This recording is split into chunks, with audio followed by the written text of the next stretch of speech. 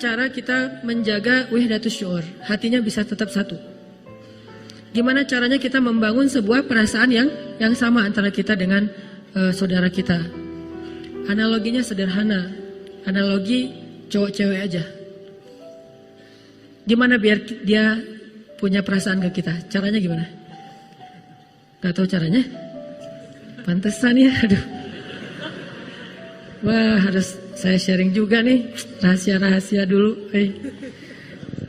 Caranya, kalau kita pengen bangkitin rasa sehati, ada dua. Pertama, ra'fah, kedua, rahmah. Ini konsep Al-Quran ya, nanti saya terjemahin. Pertama, ra'fah, kedua, rahmah. Apa ra'fah? Ra'fah itu peka.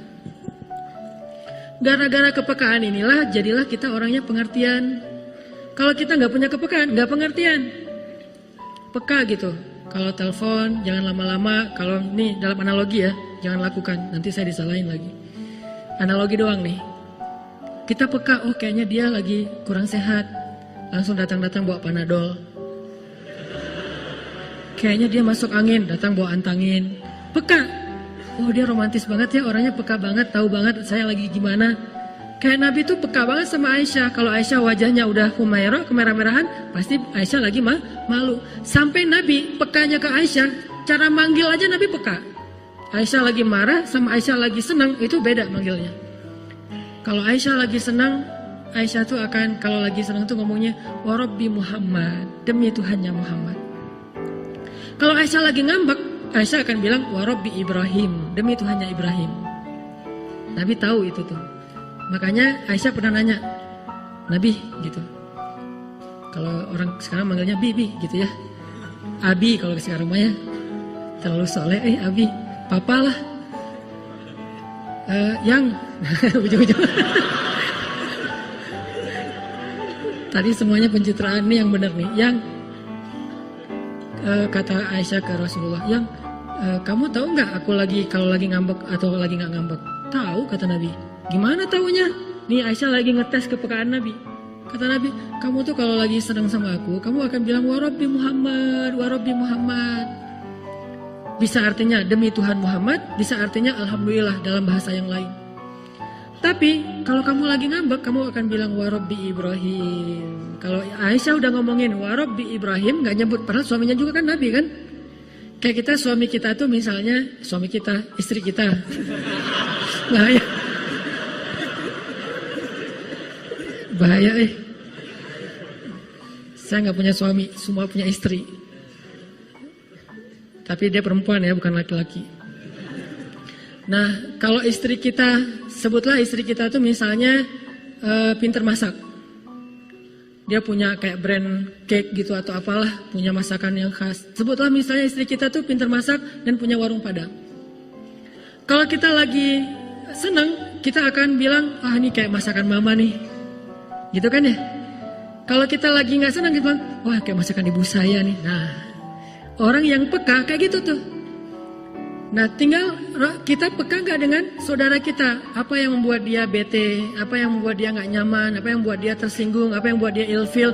Kepekaan, empati yang tinggi itulah yang menjaga persaudaraan. Sehingga ketika kita ngomong, ketika kita komen, ketika kita bertindak, ketika kita ngelakuin sesuatu, selalu berpikir dengan angle perasaan orang lain. Baik itu keluarga kita, tetangga kita, teman main kita, teman sekolah kita, beda sekolah, beda komunitas, apapun lah, bahkan beda agama sekalipun, kita jaga dari angle dia. Makanya Allah saking ngejaganya nih, Allah bilang, janganlah kalian mencela Tuhan-Tuhan mereka, sehingga mereka akan mencela Tuhan kalian tanpa mereka pahami. Beda agama kan? Yang satu muslim, yang satu non-muslim. Kita jaga, jangan sampai kita ngeledekin Tuhan mereka. Jangan sampai kita ngeledekin syariat mereka. Jangan sampai kita ngeledekin hal-hal yang sakral dalam persepsi mereka, dalam persepsi dan kepercayaan mereka. Ketika kita lakuin itu, nanti mereka pasti akan membalas, terjadilah perpecahan. Itu diajarkan di Al-Quran. Jangan kita ngeledekin Tuhan orang lain, nanti mereka akan balas ngeledekin Tuhan kita. Tapi kalau mereka yang ngeledekin Tuhan kita, ya udah, siapa yang paling baik, berarti dialah yang menunjukkan akhlak. Kalau kita mengklaim Islam adalah agama terbaik, tunjukkanlah akhlak kita lebih baik dari mereka, kan gitu. Jangan sampai kita mengklaim agama Islam itu agama terbaik, ternyata kita nggak bisa nunjukin akhlak kita lebih baik dari orang lain. Berarti kita hanya kata-kata yang nggak ada buktinya. Nggak enak mau bilang omong kosong. Kata-kata yang nggak ada buktinya nih. Islam terbaik, sunnah terbaik. Apa? Orang Islam tuh apa? Nabi itu akhlaknya uswatun hasanah. Tunjukin. Dan itu amanah di dalam pundak, di atas pundak kita. Ketika kita mengaku sebagai Muslim, berarti kita punya tanggung jawab menunjukkan keindahan Islam kepada manusia. Tanggung jawab. Kayak kita ngaku, saya sebagai orang Aceh, berarti saya mewakili orang Aceh. Kalau saya ngelakuin kesalahan, semua orang Aceh kena gara-gara saya.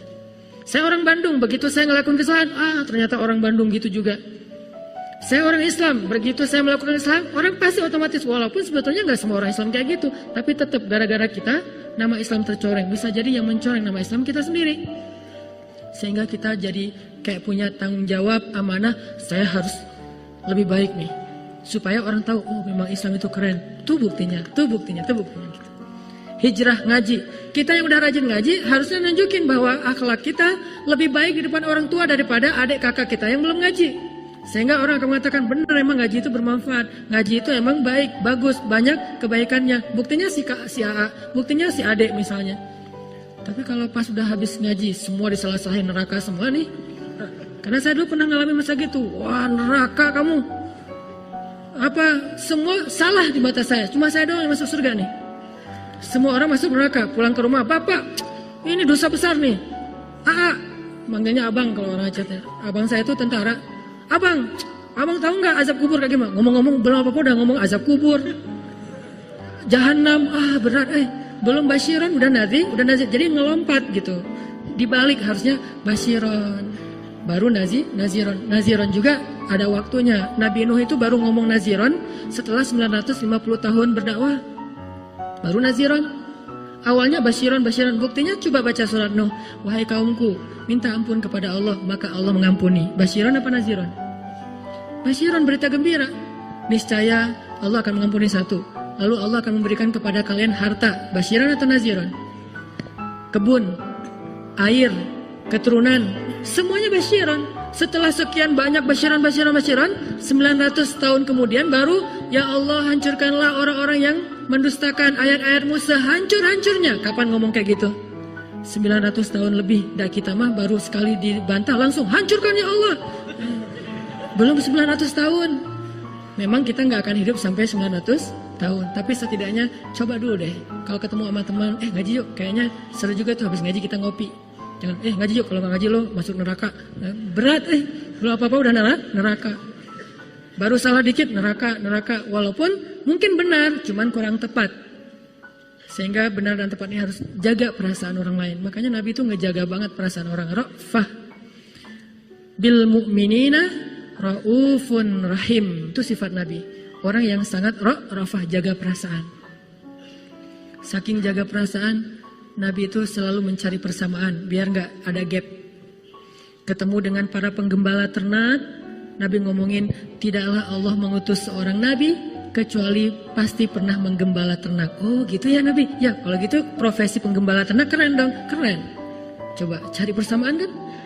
Terus ngomong lagi ketemu sama orang miskin yang makan roti keras. Namanya qadid. Rotinya keras. Kalau mau dimakan dicelupin dulu ke air, rendam baru bisa dimakan. Pas Nabi duduk di antara mereka gak enak hati. Aduh gak enak nih mau ngehidangin yang kayak gini ke Nabi. Kan Nabi orang yang mulia. Masa kita hidangin roti yang keras disembunyiin, disumput aja gitu. Akhirnya kata Nabi, saya itu anak seorang perempuan yang biasa makan qadid. Oh gitu ya Nabi, yaudah yuk kita makan bareng. Makan bareng. Jadi terbiasa makan qadid. Dari ibunya juga ditunjukin. Ketemu dengan orang miskin. Ya Allah, hidupkan saya sebagai orang miskin. Matikan saya sebagai orang miskin. Bangkitkan saya bersama orang miskin. Tapi jujur ya doanya. Kadang-kadang kita kayak basa-basi gitu ternyata terjadi. Ya Allah kok gitu banget sih. Basa-basi doanya. Kalau Nabi mah jujur. Emang siap dengan konsekuensi doa itu. Saya kira doa itu kayaknya satu-satunya doa Nabi yang susah diamalkan. Ada yang pernah ngamalin? Dan saya juga yang ceramah gak berani. Paling doa ya Allah rezeki yang halal, yang tayyib, yang berlimpah. Gak ada. Berani ya Allah hidupkan saya sebagai orang miskin. Malam sepertiga malam, lagi hujan, lagi baper berat. Coba doain itu kalau berani.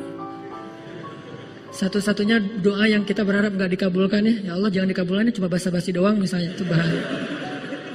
Ketemu orang miskin, Nabi ngomong kayak gitu.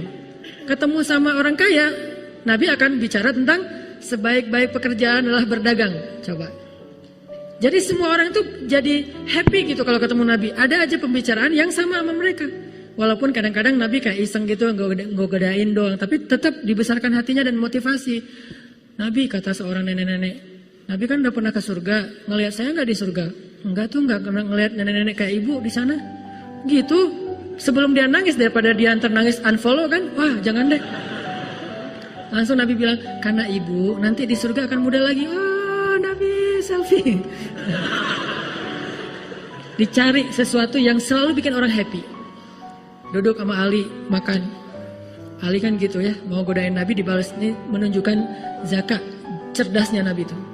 Makan, tulang-tulangnya ditaruh di tempat Nabi semuanya. Kayak makan ayam gitu atau ikan, pokoknya tulangnya ditaruh tempat Nabi. Pas sudah selesai makan, Ali bilang, Nabi makannya paling banyak tuh, tulangnya numpuk, kata Ali. Kata Nabi, Ali tulang-tulangnya juga dihabisin. Wah, lebih ngeri daripada Nabi. Nabi tulangnya masih disisain, Ali tulangnya dihabisin. Oh iya, coba. Ali itu terkenal sahabat cerdas loh, tapi masih kalah cerdas sama Nabi. Tapi kan ledek-ledekan ya, jadi kita sama teman supaya akrab bisa kayak gitu, selama tidak sara, nggak terlalu ke pribadi, jangan pakai kata-kata J lah, kasihan ya. Udah aja, statusnya titik-titik gitu doang, nggak usah sampai jelas gitu teh. Menjaga perasaan. Saya jaga banget perasaan kalau di caption tuh. Makanya teman-teman kalau yang memperhatikan, caption saya tuh berganti dalam hitungan menit. Posting, aduh kayaknya ada yang salah ngomong nih, langsung ganti caption. Kenapa? Takut ada yang tersinggung, takut ada yang... Ini namanya ra'fah, menjaga jangan sampai menyinggung orang lain. Bukan labil itu teh, dikit sih. Apalagi kalau lagi nulis caption habis dimarahin istri kan, itu paling sering ganti tuh. Jadi teman-teman kalau ngelihat saya captionnya gonta-ganti, Ustadz habis dimarahin istri ya. Labil. Kenapa? Menjaga perasaan. Aduh kalau saya ngomong gini ntar gimana ya perasaan dia. Itu harusnya yang kita coba fokus kalau pengen jaga persatuan.